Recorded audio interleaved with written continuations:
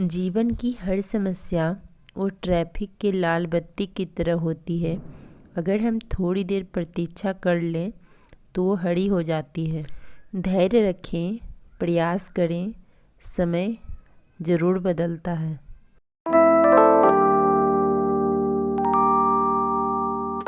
Hey guys, तो कैसे हैं आप सब? आई होप कि आप सब बहुत अच्छे होंगे। आप सभी का स्वागत है मेरे यूट्यूब चैनल वुमेन्स स्ट्रगल में। और कल लगभग मैं 5.5 घंटे पढ़ी थी। तो अभी सबसे पहले मैं अपना टाइमर ऑन कर लेती हूँ और अभी हिस्ट्री का रिवीजन करूँगी। सुबह के 6:45 बज रहे हैं और मेरी पढ़ाई अभी से स्टार्ट हो रही है। सबसे पहले रिवीजन कर रही हूँ हिस्ट्री का, बिकॉज रिवीजन बहुत ज़रूरी है। अब एग्ज़ाम में मात्र 1 महीना बचा है और उसी में हमें तैयारी करनी है अपनी। तो बस अब हमारे पास टाइम नहीं है कि हम कुछ और सोचें। अब ये स्थिति है कि करो या मरो, बस अपना जी जान लगा देना है। 1 महीना टाइम है और 1 महीना में बस जितना हमसे हो सकता है हमें उतना फोकस करना है। सुबह जब मैं अपनी पढ़ाई स्टार्ट करती हूँ तो बहुत ज़्यादा मोटिवेट रहती हूँ और पढ़ाई स्टार्ट करती हूँ और पूरे दिन में अच्छे से पढ़ती हूँ। पूरे दिन का वीडियो भी शूट करती हूँ और जब रात को वीडियो एडिटिंग का टाइम आता है तो मुझे ऐसा लगता है कि यूट्यूब छोड़ देनी चाहिए, नहीं तो यूट्यूब की वजह से मेरा 1 घंटा ख़राब हो जाता है। 1 घंटा में पढ़ाई कर सकती हूँ। और फिर जैसे ही मैंने ऐसा सोचा और ऐसे ही यूट्यूब पे मैंने ना वीडियो देखा, उसमें ऐसा ही कुछ आया कि यूट्यूब से मेरा टाइम वेस्ट हो रहा है, नहीं हो रहा है। फिर मैंने देखा तो एक वीडियो देखने के बाद मुझे रियलाइज़ हुआ कि यूट्यूब मेरे लिए ज़रूरी है। अगर देखिए यूट्यूब से अर्निंग होने लगता है तो ये हमारा पार्ट टाइम जॉब ही हुआ।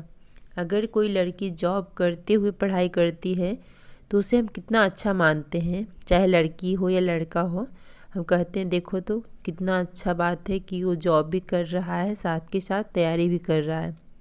लेकिन यूट्यूब को सब लोग बहुत हल्के में लेते हैं, जबकि अगर जो यूट्यूब का कुछ नियम है उसे फॉलो करके वीडियो अपलोड किया जाए तो मुझे लगता है कि यूट्यूब बेस्ट है और पार्ट टाइम कर सकते हैं। हम एक हाउस मेकर हैं और बहुत सारी ऐसी हाउस मेकर हैं जो घर के साथ साथ, बच्चों के साथ साथ अपनी स्टडी को भी कंटिन्यू कर रही है, एक होप के साथ कि जॉब लग जाएगा। बहुत सारी हाउस मेकर का कमेंट भी आता है कि दीदी पढ़ाई करते हैं लेकिन डिमोटिवेट हो जाते हैं, नहीं हो पाता है पढ़ाई। 1-2 घंटे पढ़ते हैं फिर लगता है पढ़ाई छोड़ दूं, या फिर नहीं हो पाता है, बहुत सारी बातें दिमाग में घूमती हैं, या फिर बहुत चीज़ें ऐसी होती हैं हमारे लाइफ में।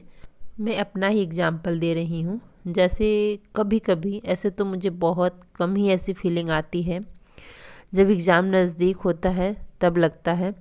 जैसे मुझे ही कभी कभी लगता है कि क्यों मैं पढ़ाई कर रही हूँ, क्या इसका रिजल्ट होगा पढ़ने का, क्या मैं सफल होंगी। मैं अपने आप से ही क्वेश्चन करती हूँ। और अगर सफल नहीं हुई तो फिर क्या होगा। कहीं ना कहीं मैं दोनों चीज़ लेकर के चलती हूँ कि सफल भी हो सकती हूँ, नहीं भी हो सकती हूँ।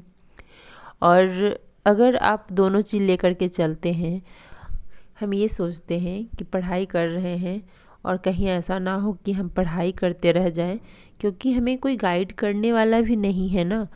जो भी कर रहे हैं हम खुद से कर रहे हैं। इधर उधर कहीं से कुछ पता चलता है तो ठीक है, उसके अकॉर्डिंग हम चलने लगते हैं। लेकिन जहाँ हम रह रहे हैं, ये हर हाउस मेकर के लिए मैं बोल रही हूँ कि ठीक है, मानते हैं कोई ना कोई गाइड करने वाला है, लेकिन उसके साथ कोई रहने वाला नहीं है। वो अकेले रहती है, उसका इच्छा हुआ तो पढ़ी, नहीं इच्छा हुआ तो नहीं पढ़ी, कोई देखने वाला भी नहीं है। वो खुद की मर्जी की मालकिन है, यानी कि इच्छा है तो ठीक है पढ़े, ना इच्छा है तो नहीं पढ़े। कोई बोलने वाला भी नहीं है कि तुम पढ़ाई करो। और उस बीच अगर उसके साथ उसका मोटिवेशन नहीं है तो फिर वो नहीं आगे जा सकती है। वो ज़्यादा दिन तक पढ़ाई नहीं कर पाएगी, वो नहीं टिक सकती है, पढ़ाई छोड़ देगी। अब बहुत सारे ऐसे लोगों को मैंने देखा है कि छोड़ दिया, पढ़ाई स्टार्ट किया फिर छोड़ दिया। लगा कि कोई बताने वाला नहीं है, कोई ऐसा नहीं है जिससे कि हमें लगे कि हाँ हम इससे आगे जा सकते हैं, कुछ कर सकते हैं। बहुत सारी ऐसी चीज़ें होती हैं। लेकिन मैंने नोटिस किया कि यूट्यूब चैनल की वजह से, यानी मैं जो भी रहता है मेरे दिल में, जो भी मुझे बोलना रहता है, मैं आप लोगों से बातें करती हूँ तो बहुत कुछ है जो मुझे लगता है, या फिर आप लोगों के कमेंट्स आते हैं उससे मुझे लगता है कि मुझे करना है। मुझे बहुत मोटिवेशन मिलती है आप लोगों से। तो मैंने सोचा कि नहीं, ये मेरा पार्ट टाइम जॉब है और मुझे इसे कंटिन्यू करना चाहिए। मेरे साथ ऐसा नहीं सिचुएशन है कि मैं बाहर जा कर के कोई जॉब कर सकती हूँ, और कहीं बाहर जा कर के जॉब करूँगी तो या जॉब करूँगी या फिर पढ़ाई करूँगी। इसके अलावा मैं अभी फ़िलहाल कुछ नहीं कर पाऊँगी, क्योंकि मेरे ऊपर और भी जिम्मेदारियाँ हैं। तो मुझे सबको देखना है, हम किसी भी जिम्मेदारी से पीछे नहीं भाग सकते। और जो है हमारे पास, जो हमारे ऊपर जिम्मेदारी है, उसे स्वीकार करने में ही भलाई है। हम उस चीज़ को इग्नोर नहीं कर सकते। हे गाइस, सो अभी रात के 11 बजने वाले हैं, 10:55 हो रहे हैं। आज मैं शाम को चली गई थी मार्केट। एक्चुअली बच्चों का ड्रेस लाना था, विंटर ड्रेस स्कूल का। तो इस वजह से शाम में मैं पढ़ाई नहीं कर पाई ज़्यादा देर तक। फिर वहाँ से आने के बाद मुझे घर का काम हो गया, और उसी बीच मेरा हिस्ट्री का क्लास बचा हुआ था, जो कि मैंने एक दिन में कंप्लीट नहीं किया।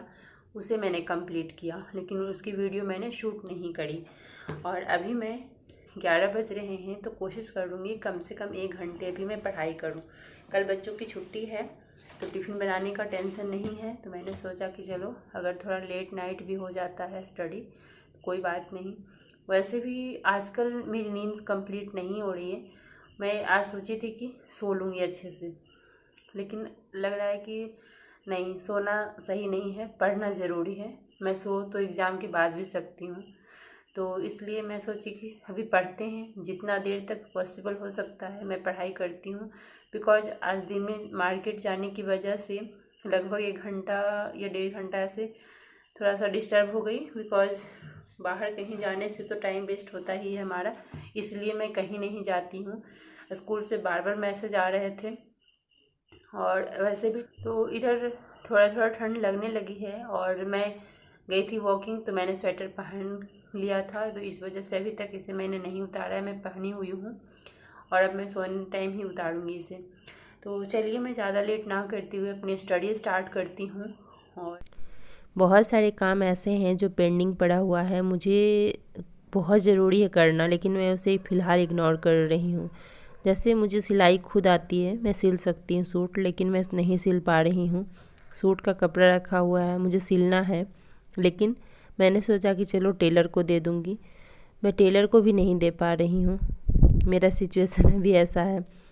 लेकिन लग रहा है कि चलो, काम चल रहा है तो चलने देते हैं, ठीक है, बाद में कर लेंगे। कल की बात बता रही हूँ। मैं गई थी अपनी बेटी को डेंटिस्ट के पास लेकर के।